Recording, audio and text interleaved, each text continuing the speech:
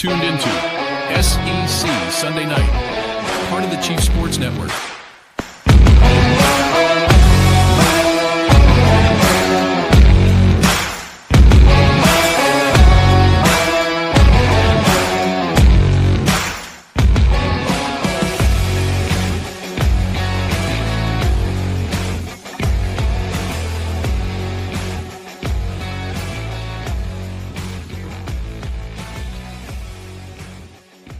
Hit the lights. It's Sunday night, and welcome to SEC Sunday Night Live on the Chief Sports Network, proudly presented by Hewitt Damaduras Law, HDLawSC.com. I am Rob Williams, and co-hosting this first half hour with me, of course, is the award-winning and esteemed, notable producer of the Message Board Genius podcast, here to tickle our ears with his sultry tones, if he can find the unmute button on his keyboard. Casey Cregan is here with us. What's going on, my friend?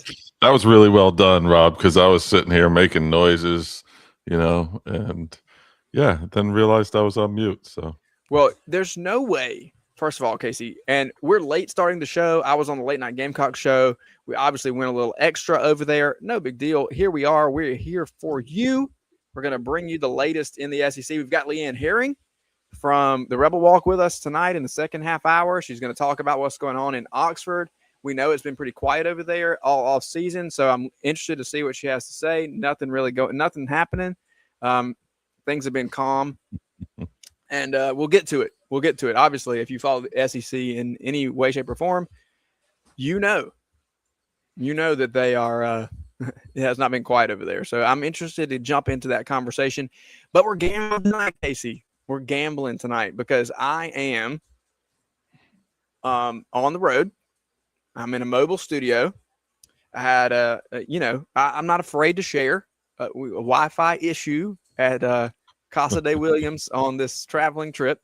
Luckily, a friend of ours down the street has a house with a covered porch on the front, and so I can't get in, but I can access the Wi-Fi. We are here.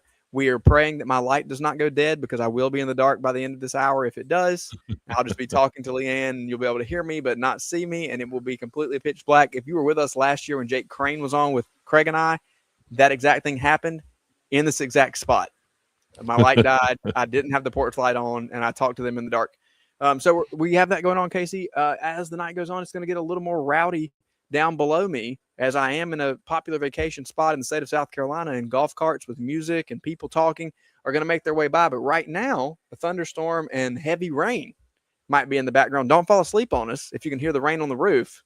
But we'll see if that can't deter the noise that's going on behind us. So a lot's happening, and we're having a great time, and we're here. Yeah, we're not even talking about the SEC yet, and that much is happening already. It's crazy. It is indeed. It is indeed, my friend. Talk to me about your week. How are things going? Last week we were obviously coming right out of the 4th of July, so everybody's a little bit slower. How are we doing getting back into the swing of things? What's summer looking like for you? Back from traveling, where everything is back in motion now? Yeah, in motion, right? You can see the fan. The fan is back. The fan is back. We love the biggest, the most popular portion of my segments is back. Yeah, we're back in the low country. I mean, you go from one area of the low country to another area of the low country, but excited because it's starting to get some rumblings. The World Cup is kind of dying down a little bit. We're down to 4 more teams. I say dying down as far as many games. Right. Baseball you can watch every night, but as far as like what's coming next, I feel like after the World Cup, I mean, talking season's going to be here, and if it's not already, and we're going to have college football on the horizon, pal. It really is right around the corner, and it's exciting for us because we have SEC Media Days coming up. I'm going to ask you about that in just a minute, but we don't have games, we don't have guys on the field just yet, Casey. But we are about to hit the climax, if you will, of talking season, and then we'll be on the downward slide into actual ball with, and I always say this with quotes, air quotes, with fall camp, which is not fall at all in the South when August 1st rolls around and they hit the field. But we're looking forward to those first couple of weeks of August when these teams get going. We have something to talk about. It's going to be interesting. We've got our It just means more genius segment coming up as well. I will say shout out to Craig, who had a very important donor dinner tonight. So we're all going to be rich when he's done with that. And he could not be with us tonight. He did tee us up to argue. I'm not sure if you read the boards that he sent in, but there was definitely some devious treachery in that selection process. So thank you, Craig, for teeing us up, Casey and I, to really go back and forth. I'm going to leave a little what happened? time for that. There's just a couple of teams that he zeroed in on that we have some history with. So we'll get to that in a minute. But the first thing that I did want to ask you about SEC media days. Let me read these days. Obviously 4 days, so 4 sets of coaches. I'm going to read them off to you. If you have a sheet of paper, your phone, you want to type some stuff in here, you want to get it going, whatever you got, I'm going to give you. I want you to tell me, I want you to rank the days best to worst right off the rip here. Okay. Monday, in this order, Will Sign at Kentucky, Eli Drinkwitz at Missouri, Brent Venables at Oklahoma, and Josh Heupel from Tennessee. It's day 1. Day 2, Tuesday, is Alex Golesh at Auburn, Kirby Smart from Georgia, Shane Beamer, South Carolina, and Clark Lee, Vanderbilt. Then Wednesday, Alabama's Kalen DeBoer, followed by John Summerall at Florida, Pete Golding at Ole Miss, and Mike Elko from Texas A&M. And then to close it down, it is Arkansas's Ryan Silverfield, Lane Kiffin from LSU, Mississippi State's Jeff Lebby, and Steve Sarkisian at Texas to shut it all down on Thursday, Casey. As you look at that, tell me what you're thinking. Thursday. Yeah, that's Wednesday. First. I mean, anytime you put Lane Kiffin anywhere, you could have put Rob Williams, Casey, Craig, and Lane, and I still would have said that would have been the most exciting one. It is. But I also like that Sark is there too, because he's good for a quote or two too, and he may ruffle some feathers. So especially with that Texas Tech stuff that was going on earlier in the summer, he said stuff about Ole Miss out of context, taken out of context.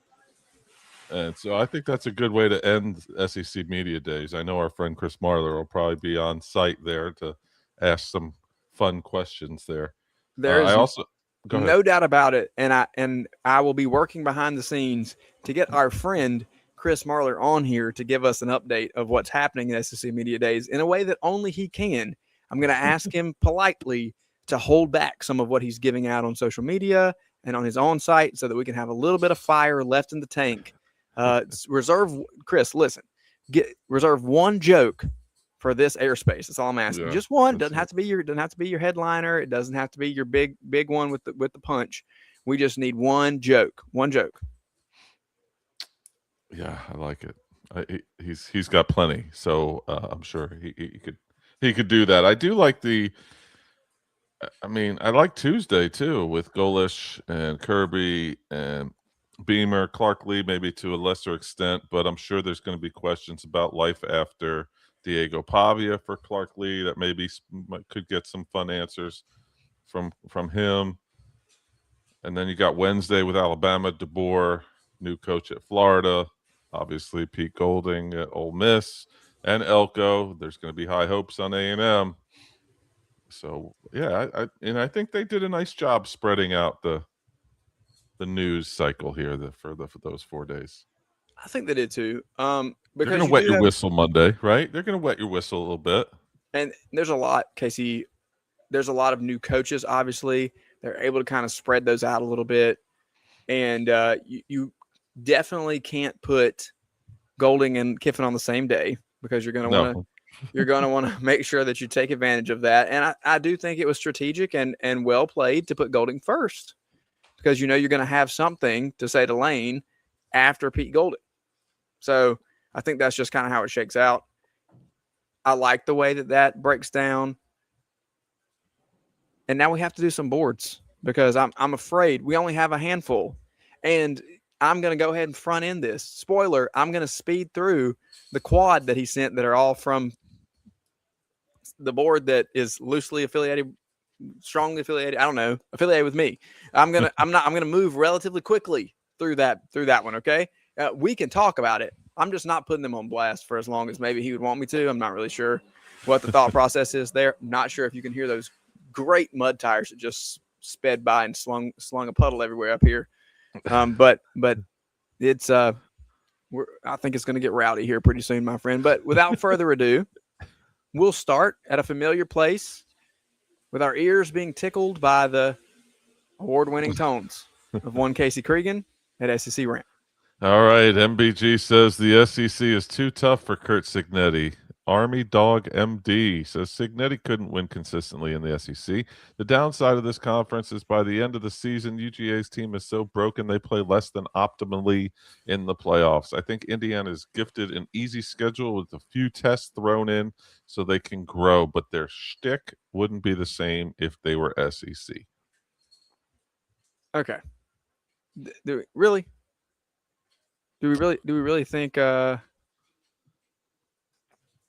think this is an accurate take about Signetti? I'm starting to think that it's not. Here's the thing that I did point out just an hour ago, Casey, on the air on the Late Night Gamecock show. 6 out of the 12 teams with the highest percentage chance to make the college football playoff are from the SEC. 3 are from the Big Ten. Out of the top 12, which obviously is significant because there are 12 spots, 6 from the SEC, 3 from the Big Ten. The top-heavy Big Ten, I do think, does not cannibalize itself nearly as much as this SEC schedule will. I do appreciate the point here that Georgia's team is broken by the end of the season, yada, yada. I don't necessarily think that's going to be the case, but there are teams out of those top 6 percentage odds getters from the SEC to get into the playoff that can be beaten up by the end of the season, if that makes sense. I do think that that's possible for that to happen, whereas Indiana gets an easy schedule, blah, blah, blah. It wasn't as easy last year. 2 years ago, I'll give it to you, they were a G5 roster that went through an easy schedule, and they still kind of held their own in the playoff a little bit. They didn't just get steamrolled. Last year, they were a buzzsaw. Nobody could touch them. Nobody could do anything with them. They beat Ohio State in that Big Ten championship game and kind of earned their spot at number 1 in the college football playoff. So I do think that Signetti has built a roster that can go up against the most talented teams in the country, because Ohio State, to be honest, is the most talented team in the country year in and year out if we're going to average it out. Now, when you look at the talent that Georgia has, the talent that Texas has, the talent that LSU has this year, now that we kind of have some new rosters on the board, I think talent-wise, you may have a little more balance, but at the end of the day, if you are an LSU or a Texas or a Georgia or an Ole Miss or whoever, you're going to have to make your way through these other teams that are that high. So I get this poster's point, but I do think it's over. This is a message board version of reality. I think that if you tame this point back a little bit, you can find some truth there, but you're probably a couple cold ones too deep to type this one up, or maybe that's just your general thought process because you're an SEC fan. Yeah, I think if Indiana played Georgia last year, it would have been the same kind of result that the Alabama game was. There was no stopping Indiana last year. Agreed. And I give them 100% credit to the coaches. I do. So I don't know. I think Signetti could figure it out in the SEC. Yeah, I think there's a learning curve in the SEC. Because it is a little. I think right now it is a little bit deeper, and there are less elite teams. I think things operate a little bit differently. Definitely, things will operate differently than they do in the Big Ten, just from a functionality standpoint, a conference standpoint, a leadership standpoint. So that you say he could figure it out. Yeah, I don't know. Like, does he figure it out year 1? No, he didn't figure it out year 1 at Indiana. Exactly. So I think that you come around to that, but no, I think that he's done a great job, and they are definitely a national power, which is one of the weirdest things that's ever come out of any of our mouths. All right. Speaking of Bama. MBG says this Alabama fan is calling for a transition to electric vehicles ASAP to stop these Texas schools recruiting dominance.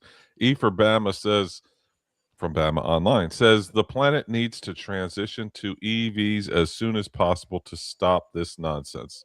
Was that in response to like the Lamborghinis that they're constantly showing recruits? Yeah, I think so. This is funny. This one's just funny. I like this one a lot. The planet. We've gone beyond the SEC. We've gone beyond the world of college football. We've gone beyond the United States, the continent. Mm-hmm. We are at the planet needs to transition to EVs. as soon as possible to stop this nonsense. Yeah, start at the top, let it trickle down, right? Shoot for the moon, shoot for the stars, and I'm not sure that this poster sees it that way though, Casey. I'm not sure that they see it as a trickle down. I'm not sure that they see us no, shooting for the moon. I think that they are equating SEC recruiting with the top of the totem pole. So that's why they think they need to start up there.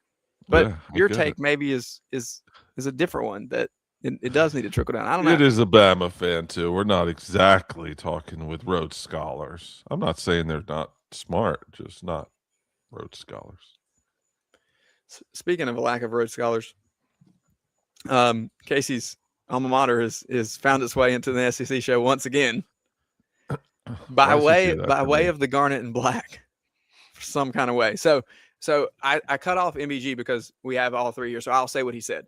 South Carolina lost a recruit to Clemson. All right, we're gonna go quick. We're gonna go quick. Oh, Pepsi Cox says, have fun for a fifth place ACC team. D Hill 05 says, half these kids will transfer when Dabo steps down after this year. Anon 630010 says, congrats, young man. You are now part of a cult university. And Pierre SC says, sounds like he's been brainwashed since being a kid. Honestly, shouldn't have even offered him. This is Seth Tillman. Punctuation. Anybody wondering? No, I think that this is classic recruiting. This is old school recruiting. So we're going to take everything that we know about new school recruiting and we're going to set it to the side.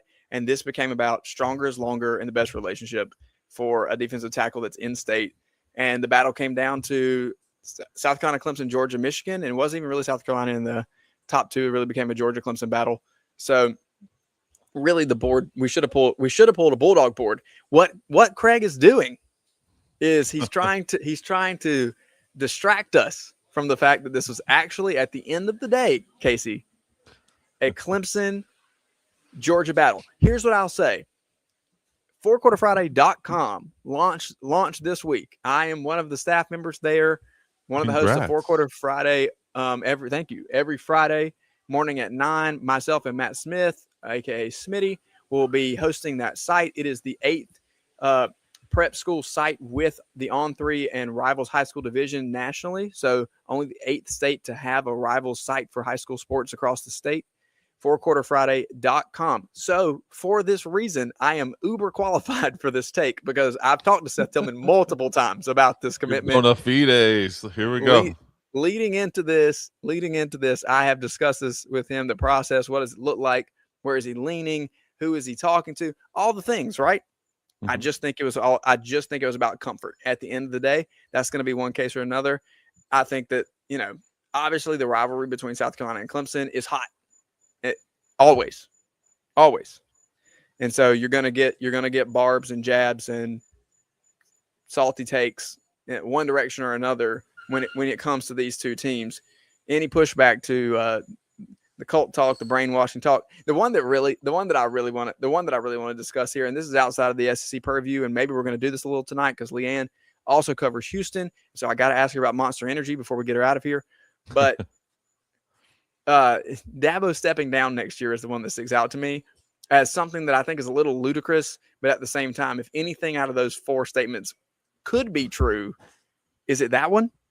Well, before I respond to that one, well, actually, I'll respond to that one first. No, I don't think it's ludicrous. I think, he's a Saban disciple in kind of a roundabout way. He didn't work for him, but they are buddies and kind of they're very good friends, family friends, vacation together. And he has the same mindset to a lot of sense, to a lot of, that's not the right word, but to a degree. There we go. With Saban. So yeah, if it gets too crazy, but the flip side is he brings in Tom Allen. Tom Allen says, hey, Dabo, I need 11 guys on the defense to kind of be somewhat competitive next season. And he does it. So, I think maybe, I know the national narrative doesn't want to hear it, but maybe he is kind of, being open to it, especially when he's given his DC a little bit of leeway and say what he needs, and they go out and get it. So, with that being said, that it could be, I think we're working on borrowed time at this point. He says he's not done. I don't think Clemson will ever get rid of him. There's no reason to. he's not. I mean, he's not done anything wrong. He graduates his players. I mean, everything that you want of an old school coach, he's doing. Okay. The flip side, my go funny ahead. piece, ahead. and you can respond to that piece in a second, but was I always love my favorite part of these posts are it doesn't matter. Insert fan base here is wasn't a take. I hope he enjoys that school up north or something like that. I always loved, oh yeah, we were full at D-line, so it wasn't a take. And we do it too. Clemson fans do it as well. Everybody does it. Everybody does that's it. the national It's my line. favorite. That's right up there with when we actually, we should do this one night, and we should do it one night soon because we're getting there, right? We need to rank the top 10 message board statements that you find on that we find on the boards day in and day out. You know what? Maybe that's a night. Maybe we need to grab MBG. Maybe we need to bring him in or or somebody. He would be the man to do that. Yeah. And I think that we should all just get in here together and do that. I think it will be fantastic. Or he would help us with the list anyway. Sundays are a little tough for him, but yeah, he would help us with a list. I'm sure. Well, he's always helpful, and we appreciate his friendship and kind of the back and forth between our shows for sure. All right, Casey. Any final thoughts for the South Carolina faithful? I think you'll be all right, guys. Just hang in there. You're going to be okay. Yeah, a flurry of we talked about it last week. A flurry of picks or flurry of commitments for Shane Beamer over the 4th of July, including a 5-star. Right, a little bit of momentum there, and I think they're just we're looking at the fringe here. We're looking at the fringe here when it comes to this little these boards that Craig teed up for us. Well, I think too though that pipeline from Rock Hill goes directly to Columbia for the most part. So they pull a kid. Yeah. Now I know Darion Kendrick went and you get one occasionally, right? Potter got down there from South Point, but perennially that Rock Hill goes right to Columbia. 77 goes right on down through downtown Columbia. So it is a little bit of a coup, I guess, to get one of those kids from up there. Yeah, sure. I know. But at the end of the day, I don't even know his name. Seth Tillman. At the end of the day, let's just make sure that we know this is all about Craig, making sure we don't mention that Clemson beat Georgia for recruit, because that's what happened. That's what happened. Just so everybody knows, that's where we're at. Okay. When we come back, I'll have Leeann Herring here from the Rebel Walk to talk about Ole Miss and what's going on. We talked about him a few weeks ago. We're going to dive back in. Trinidad Chambliss is Chris Lowe's #1 quarterback in the SEC. Oh. So we want to hear about it. How does that shake out? Casey, we appreciate you as always, my friend. Thank you for being here. Leann's awesome, so enjoy her. Tell her I said hello. We will do it. Absolutely. Have a great night.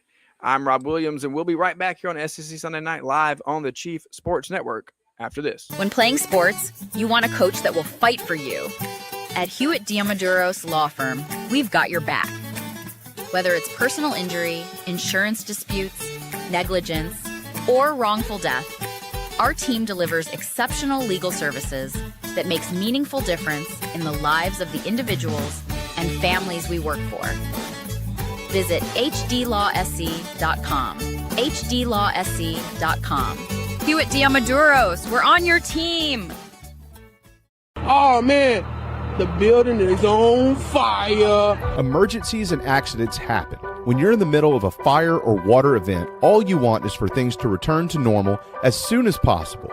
Resto Pros of the Midlands is with you, guiding you through the process and working with you to get your home or office back in working order. They'll answer your questions, discuss procedures, and can act as your advocate when it comes to processing your insurance claim. Resto Pros Midlands SC.com. Open 24/7 when you need them. Quality that is guaranteed. At TriFit Physical Therapy and Performance, we believe true health and peak performance start with personalized care. Whether you're an athlete recovering from injury or just chasing your next personal best, we're here to guide your journey. With expert coaching, hands-on therapy, and transparent cash-based pricing, you get the care you need without the insurance red tape. One client drove 100 miles just to see us and said it was worth every mile. Contact us at trifitperformance.com or 803-353-5619. TriFit Physical Therapy and Performance, where recovery meets results. Yo, what's up? Baby, let's go.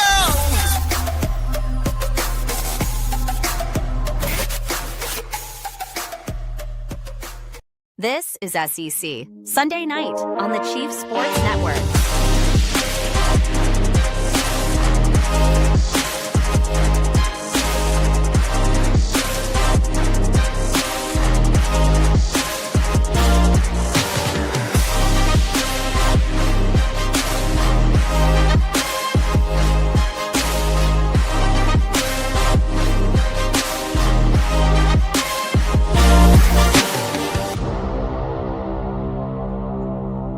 Welcome back to SEC Sunday Night Live on the Chief Sports Network, proudly presented by Hewitt Damaduros Law, HDLawSC.com. We have Leeann Herring here with us tonight from the Rebel Walk because we need to talk about Ole Miss. But first of all, tell us how you're doing, Leeann. Thanks a lot for being in here with us tonight. Thanks for having me. I'm glad to be on the show. It's my first show of the season. Means we're getting that much closer to kickoff. Obviously, a lot of things going on in the SEC, big moving. Since it was, of course, my big thing is on the recruiting space. It's been a lot of June hustling and all this stuff. Some big things happening in the SEC. Of course, a lot of big recruiting. Even though July is this dead period, you and I both know, Rob, there's nothing dead about the dead period when it comes to SEC and football. Plenty of flips in the making. Some big recruitments, announcements definitely are coming down. So let's get to it. Yeah, I mean, it's a busy June for everybody. I'll tell you that we're having a little bit of a fun show tonight because I'm traveling this week. I'm doing an outdoor show. We're praying that my light doesn't die, so I'm not just talking to you in the dark for the rest of this half hour. We're going to see how this thing plays out. If you hear some music in the background, I'm right here live on the Strip, and we got a lot going on in front of us, so it's going to be a fun night. But when you talk about recruiting, it's been action packed all through June, and you mentioned it's a dead period, but that just gives us more space to talk. And with SEC Media Days right around the corner, we know that talking season is kind of reaching its peak, and we're starting to look over to getting guys on the field. Things have not been calm in Oxford in the past several months, that's for sure. Can you talk a little bit about kind of how the city, the administration, the athletic department, and all the way down to the football coaching staff and players are turning the page from kind of what was the media firestorm of the Lane Kiffin fiasco last year? You kind of have a full offseason to hit the reset button, but I know that nationally there's still questions about Pete Golding coaching for a full season. What kind of has been the vibe in Oxford? I think, like you said, the first couple of months going in, the weeks leading up to it before Lane Kiffin, I think we all kind of knew that stuff was brewing. There just seemed something that wasn't unsettled. A lot of talks, a lot of chirping. I think in unlike a lot of things, Rob, I noticed in this one, the players were a lot more vocal when Lane left and kind of opinionated. I think that kind of really turned the page a lot quicker than people thought. I think a lot of the salvaging that we were able to do was because the person that Pete Golding was, even though before he took the full reins, he's always been a player guy. He's always been a real guy. The players believed in him. So I think the transition when Pete was officially named head coach really put a lot of ease to the guys because they've already seen what Pete can do. I think we were in some pretty tough recruiting battles too. With Lane leaving, there was a big thing. Is he going to take players from us? Are we going to lose recruits? But Pete and that staff did a really good job, especially on that defensive staff, of retaining a lot of the coaches. And I think we salvaged a lot of things. But they were really quick to turn the page. I think the team overall, a lot of it's a tough situation to be in.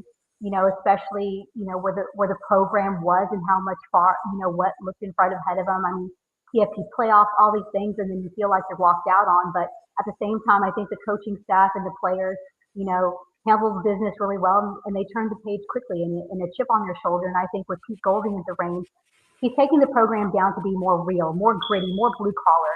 And I think that sometimes that's what's kind of stopped Ole Miss in the background, is not having that gritty mentality. They've always had talent, always been able to recruit, but it just seems like a lot of the pieces of puzzles never really connected. But I think Pete Golding this offseason, has really done that with the team, and they're really buying in. I mean, when you talk to recruits, Oxford used to be just a destination, every now and again. But now, Pete Golding, even though he hasn't been officially head coach for, a full season, he's done a lot of the head coaching work. It's brought a lot of big recruits, a lot of, and a lot of buy-in. And I think that there's a lot to be positive. I feel like the aftermath is for the better. And a lot of the people are happy with Pete Golding, even though he hasn't had a full season, because he got right to work.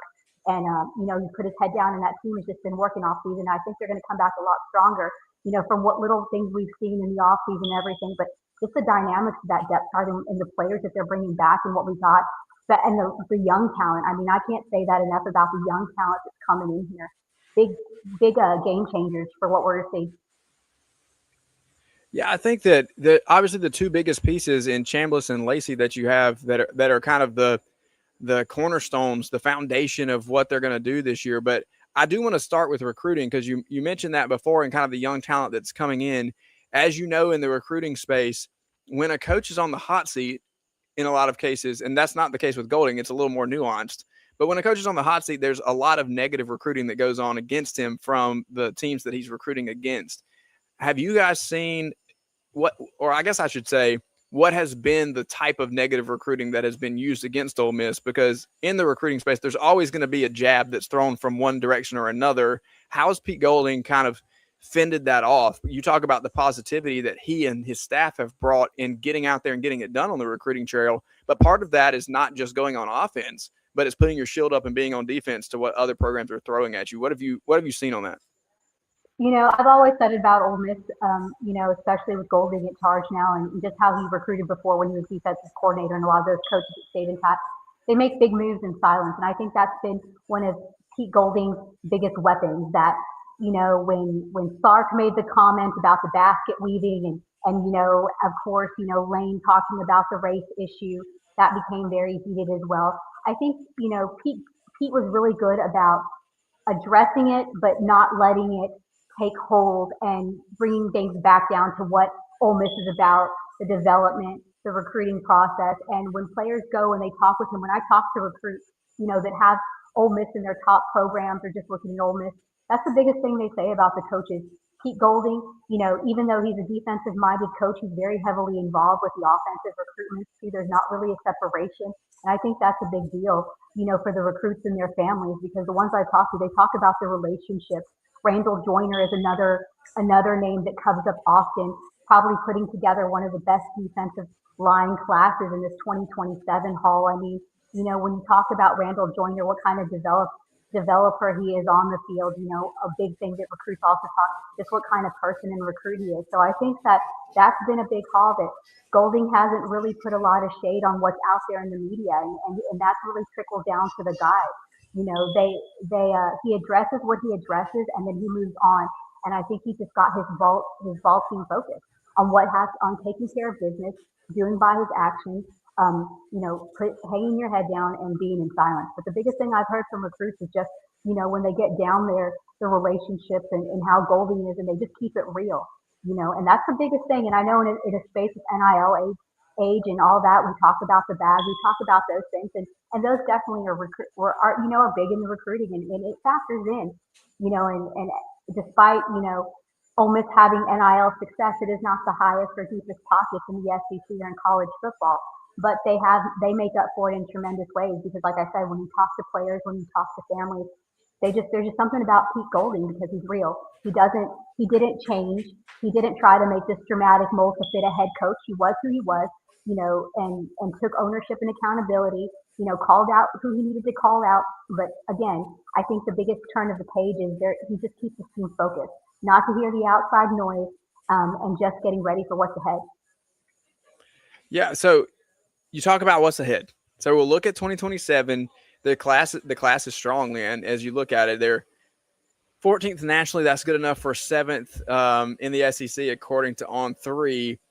When you look at this group, I want to stay here for just a minute, and then we're going to turn our attention to what's actually going to be on the field for Ole Miss in 2026. Like we said, it's right around the corner. But when we look at recruiting and you kind of see what's coming down the pipe, I talk about this. I've been on the air for a couple hours now. We talked about it on another show just earlier tonight, where the momentum that happens in the summer then carries to the field, and then the field carries to the next recruiting class and flip season. Everything's so interconnected, and it moves in waves from one thing to the next, and you've got to ride the waves of momentum one to the next.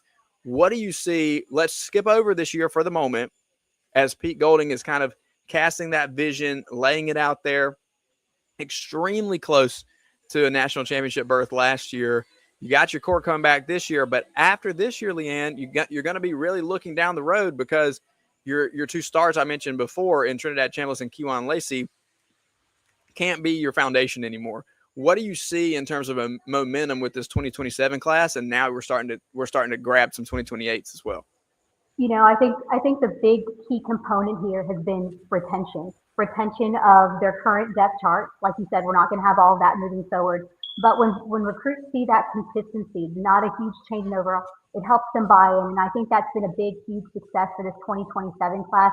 Looking ahead to 2028, I think one of the biggest staples, obviously, we know we're going to lose Chambliss. We know Lacey's not going to be our guy in 2027, is going back into the road season. I think one of the biggest assets that we had in being able to retain in this recruiting class has been, Keegan Croucher, our quarterback. And he is, the quarterback position, especially with the kind of talent he has. He's transferred from, at the Baylor school now, of course, going to be having a strong cast of Ole Miss prospects, including, David Gabriel Georges, and all that type of stuff. I think him showing leadership in this 2027 class, if he wasn't going over anywhere, Kentucky, Ohio State, has really set the tone. And if you notice, we haven't really lost a lot of big targets in this 2027 class. And I think what Pete Golding's gone out and done has got a lot of diverse talent. He went out there, obviously the big deal was to build in the trenches. Ole Miss has continued to do that. We knew that getting size and strength on that in the depth chart for the defensive line and the offensive line was going to be key. Because if you don't have those guys up front, it often gets forgotten. I feel like the linemen don't get a lot of love, but at the same time, that was one thing that Ole Miss was really, really lacking. You can have a star quarterback like Jackson Dart, like Trinidad Chambliss, like Keegan Croucher coming up, but if you don't have that front line protection, which we lacked a little bit, moving ahead, and Ole Miss went down and got that bit, and done a really good job. And some of these young guys, I mean, again, kudos to Randall Joyner on this defensive line ahead, keeping a lot of in-state top talent at home for this 2027 class. This wide receiver core. I'm going to have to talk a little bit about the most recent wide receiver committed, Alvin Mosley, out of Almeda Crawford here in Texas. Man, this is a kid that I've been watching. Probably one of the most underrated but lethal wide receivers. Completely flying under the radar. But when you put on this tape and you see him plays basketball, extremely athletic. I think he was one of the most biggest grabs for this 2027 class as far as the wide receiver core. I mean, he's the highest rated wide receiver we have right now. But I think what's unique about this 2027 class is just all the playmakers that he went out. And a lot of them you'll notice that they're athletes. And they play multiple positions, especially the linemen. A lot of the linemen play two ways. And while we know they're going to be on one side of the ball more than likely, just Pete Golding going out there and recruiting not just a single package guy, but a guy that he can move across the line, or a player that, can play tight end or, double for something else, I think has been really key, because I think instead of specializing in one type of recruit, Pete Golding's gone out there and got some under the radar guys, some, top kids, but also has mixed that in with just pure athletic, and I think that's going to be the difference. Okay, so you can kind of see the vision of where he wants to go, right? You have the athletic types that he can be versatile with, that he's going to move around. That kind of lends itself to what this offense can do in the future. But you also know a little bit about what this offense can do right now. Chris Lowe had Trinidad Chambliss ranked as his number one quarterback in the SEC heading into 2026. Obviously, the debate has been, I think, over the offseason between Ahmad Hardy and Kejuan Lacey, who's the better back in the SEC. Unfortunately, with Hardy's gunshot wound, that Lacey may have the upper hand going into the season, and just from a health standpoint. So let's take that and run with it from a headline standpoint, Leeann. The number one quarterback, number one running back in the SEC going into 2026. Where do you set the floor and the ceiling for this Ole Miss team? Craig and I went through in the spring and picked the entire SEC schedule. So every game for every team, we do this every year in the spring just to kind of have a fun exercise to say, how accurate can we be during spring practice? And it's been about 70% for both of us the past several years. Ole Miss has two of the most predictable stars on this roster, because you know what you're getting with those two. Is it enough, though, to get them back not only to the playoff, but further on, which will be the national championship? It's always a tough call. I wish I had a crystal ball, because with spring ball, as comfortable as Kejuan Lacey and Trinidad Chambliss, we know what we're going to get with them. I think the biggest thing, obviously, that we can back them is the consistency. We know how they operate. We know how they're going to be. And we know there hasn't been a huge overhaul. Obviously, John David Baker taking over, coming back to Oxford, taking over, but he knows how to run this offense. It's not like we're learning a whole new offense, a whole new adaptation. So I really like this consistency here. People don't talk about it a lot, but there's a lot of teams that they're constantly changing, plays and schemes, coaching changes, and it changes the whole chemistry. And I always say it. There's something about the athleticism, what they have to produce, but the connection that Lacey and Chambliss have built over time is something that I think is just going to be special this year. But again, I don't always like to make full predictions until I see how they play in action. With spring ball these days, we don't get a lot from it. I mean, you're playing your squad, you're not going full pads, you're not going heavy. So for me, I always like to say, I like to wait till we play those first games. That way you kind of see, now, are we going to look like a college playoff team after that? We may or may not. Like, again, because all the pieces got to gel. You got a lot of talent. You got a lot of star players. You got a lot of experience. But again, you got to get game day on the field and everything. The live energy, the live action always does change it. And I never like to compare the previous teams to the previous teams because you're never getting that one complete team. So, a team could be one way, the previous year and a completely different. I do think the Rebels have a chance to go far just because the mental state that they've been in, and I think where they're standing and what they're focusing on is a lot stronger than it has been in the past. I feel like there's a lot stronger connection, a lot stronger leadership. I think there's a lot of focus that's different. And as much as the physical talent is there, the mental aspect I think is really a big, turning point for this team. And I think, like I said, they have a chip on their shoulder. They have a point to prove, and I think it's really interesting. Last year's team was the team that wasn't supposed to make it that far. They were the team that was not the expensive roster. We didn't spend much money on them. They were the less talented team on paper. But then when it came time to push the shove and what they did out there, it translated on the field. And I think that's the biggest thing for this Ole Miss team. The talent's there. Now we just can see, is it going to translate on the field? It doesn't have to be pretty. It doesn't have to be, something out of a highlight reel every time. And I think that this team is on that way there. Yeah, okay. So I agree with you. There's a lot there. You have your two pieces. You got to look at a lot of what's behind them, right? What's going on with this defense? It's Pete Golden's baby. Can he keep them? Can he keep them in check? And then how does the skill position outside of Lacey and at the wide receiver position, how do they form this attack around Trinidad Chambliss? You mentioned the schedule. It's hard to make predictions until we see them play on the field. They're going to have opportunities to prove it. That's for sure.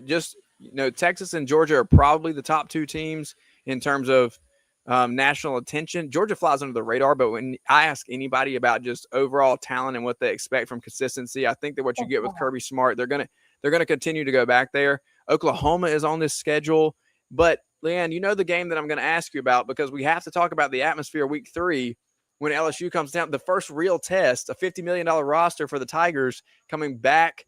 Will Lane Kiffin need to be in a special security detail? How is he going to be bubble wrapped? What's happening? We've seen this everywhere he has gone, right? When he goes back, it's not pretty. What is your expectation for what the vault's going to look like week 3, Tigers coming to town?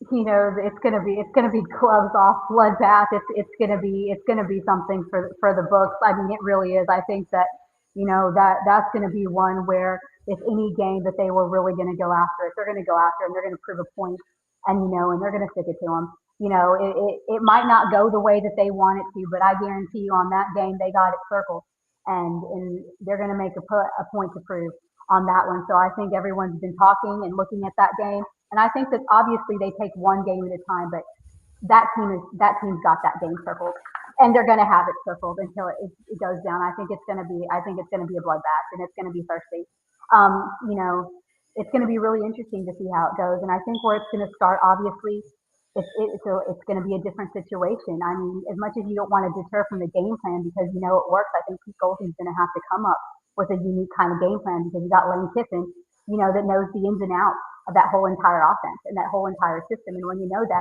that's easy to break down. That's like the mentor-mentee kind of thing. It's just a battle, and then with everything that you have in there. But I think this team's really, obviously Chambliss is going to gear this offense But I think that what's really going to hold here with this Ole Miss team is how they play this package. And I think that, as much as I love to see Trinidad Chambliss pass, I'm all about the run game with this team. I think that they've been most effective when they keep it on the ground. And I think that, with the weapons they have, with not just Lacey, but obviously wide receiver, tight end, I think that really is going to be key for this team. And I think that if they lean to that, it's always their strong foot. I say, it's like a slow burn. And I feel that's what the run game is. And Trinidad Chambliss just being, how he is. And you can't help but, see how well he knows how to move out of spaces and use his legs. And I mean, he's just like that. And I think that he's got a lot of weapons this year that are experienced and a lot of young guys that stepped up. But again, I think it's going to start. I think the biggest hesitation, the biggest difficulty is, can this offensive line stay intact? That's always been one of the thorns on the side for this Ole Miss offense is that line. They got a lot of experience coming back, but at the same time, even with that, they've had trouble. So I think that that's going to be one of the weaknesses that, Ole Miss is going to try to get past, not just with that LSU game, but just to make it down the hall. And the biggest thing, obviously, Rob, is staying healthy. With any SEC schedule, that's the biggest thing. You can have all the star talent, all the depth, but, when your guy goes down, it changes the game. It changes the mental game. And as much talent as this Ole Miss roster has, at the same time, you don't want to lose any of your key guys. And so I think the biggest obstacle for this team is to stay healthy. But I think as far as the offensive side of the ball is getting the trenches together and keeping that offensive line intact and not making, silly mistakes. Those are always the details. You got to pay attention to details. Some of the biggest things, with Ole Miss in past big games and big moments is, letting things get out of hand too fast. But I think Pete Golding really has changed the mentality and changed the pace of this team. So again, I would like to sit here and play how it goes, but it's going to be a tough schedule. It's not going to be a cakewalk. But I think on offensively, that's going to be key, is just really sticking to that run game more, using a lot of their weapons that they have. And that offensive line is going to have to stay, almost like a brick wall, day in and day out. But I think the biggest thing, obviously, is staying healthy to make that deep run. Yeah, I mean, there's a lot to look at here. We've talked up one side and down the other when it comes to Ole Miss. I'll take a moment here as this last one for you, Leeann. We'll switch gears because you cover Houston as well, and I just need to know: is everybody energized about Monster Energy going on everything in the Big 12? Like Brett Yarmark came out and I think really thought that was going to land with some excitement, and the payoff. I don't know if the juice is worth the squeeze when putting Monster Energy on everything, and also, as you just look around, I'll just leave it there. Your thoughts on what's going on in the Big 12? How does that situation compare over to what you're seeing with the Rebels, and just from a conference standpoint with the SEC in terms of the financial aspect? Yeah, so it's going to be really interesting to see Monster over everything, because I mean, we're talking about, this is not, guys, they're going to be the entitlement sponsor. So you're going to see it left and right, not just in Houston, every Big 12 stadium. From patches to the fields and everything. I mean, it might as well be NASCAR come football. I think that there's an appreciativeness, obviously, because we know in comparison the Big 12 as far as the contract. Take Texas Tech out, obviously, because they're in a land of their own when it comes to NIL and all sorts of deals. But I think it's trying to make the conference, somewhat balanced. But like you said, when you really look at the revenue for Houston, for example, when you look at the revenue from the Monster deal, it's about $1 million. So I mean, that really covers just one of their star players. If you look at Kai Henderson, what his NIL value was, and that's one 5-star player. So how do you make that stretch? So like you said, is it really worth it? We shall see. But I think too, a big deal is you're trying to keep up with the Joneses and you're trying to keep up with the SEC. You can say the comparison and everything. I've spent my last 15 seasons in the SEC between Ole Miss and Kentucky. So I never thought I'd be in Houston. I never thought I'd be in the Big 12, and it's a difference. I mean, I tell the story when I went to Houston, it was so different than being at Ole Miss and the SEC. But it's a different appreciation because now you're looking at a conference that's trying to compete. Houston, definitely, there is so much talent in Houston, and a lot of these teams are picking up on it. A lot of SEC players, SEC teams are picking up. So they're going to Houston and posting these kids, and how do you compete? So Willie Fritz has done a great job at Houston trying to, use his old school tradition, his relationships, building his backyard with high school players. But Rob, as much as we don't want to say it's all about the money, and you have to have an NIL to compete. Coach Kelvin Sampson, basketball coach at Houston's been a big proponent. Like, we got talent, we have best coaches, but to compete to win national championships, you need money. You need NIL money. Like that's, and so I think too, the move to do that Monster Energy deal was a way to try to start keeping up.